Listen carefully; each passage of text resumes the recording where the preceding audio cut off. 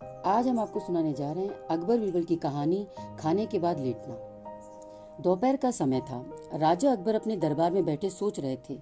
अचानक उन्हें बीरबल की कही हुई एक बात याद आई। उन्हें याद आया कि एक बार बीरबल ने उन्हें एक कहावत सुनाई थी जो कुछ इस तरह से थी, खाने के बाद लेटना और मारने के बाद भागना एक सयाने मनुष्य की निशानी होती है। राजा सोचने लगे, अभी दोपहर का समय है, यकीनन बीरबल खाने के बाद सोने की तैयारी में होगा। चलो आज उसकी बात को गलत साबित किया जाए। यह सोचकर उन्होंने एक सेवक को आदेश दिया कि इसी वक्त बीरबल को दरबार में उपस्थित होने का संदेश दिया जाए। बीरबल अभी खाना खाकर बैठे ही थे कि सेवक राजा का आदेश लेकर बीरबल के पास पहुंचा। बीरबल आदेश के पीछे छिपे राजा की मंशा भली भांति समझ गए।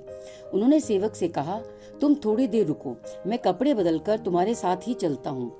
अंदर जाकर बीरबल ने अपने लिए एक तंग पजामा चुना। पजामा तंग था तो उसे पहनने के लिए उन्हें बिस्तर पर लेटना पड़ा। पजामे को पहनने का बहाना कर वे थोड़ी देर बिस्तर पर ही लेटे रहे और फिर सेवक के साथ दरबार की ओर चल दिए। दरबार में राजा बीरबल की ही राह देख रहे थे। उनके वहां पहुंचते ही राजा ने पूछा, क्यों बीरबल, आज खाने के बाद लेटे थे या नहीं? बीरबल ने जवाब दिया, जी महाराज, जरूर लेटा था। यह सुनकर राजा को बहुत गुस्सा आया। उन्होंने बीरबल से पूछा, इसका मतलब यह है कि तुमने मेरे आदेश का असम्मान किया। तुम उसी समय मेरे सामने क्यों उपस्थित नहीं हुए? इसके लिए मैं तुम्हें सजा देता हूँ। बीरबल ने तुरंत जवाब दिया, महाराज, यह सच है कि मैं थोड़ी देर लेटा था, लेकिन मैंने आपके आदेश की अवहेलना नहीं की है। आपको मुझ पर यकीन न हो तो आप सेवक से इस बारे में पूछ सकते हैं। हाँ, यह अलग बात है कि मुझे इस तंग पजामे को पहनने के लिए बिस्तर पर लेटना पड़ा था।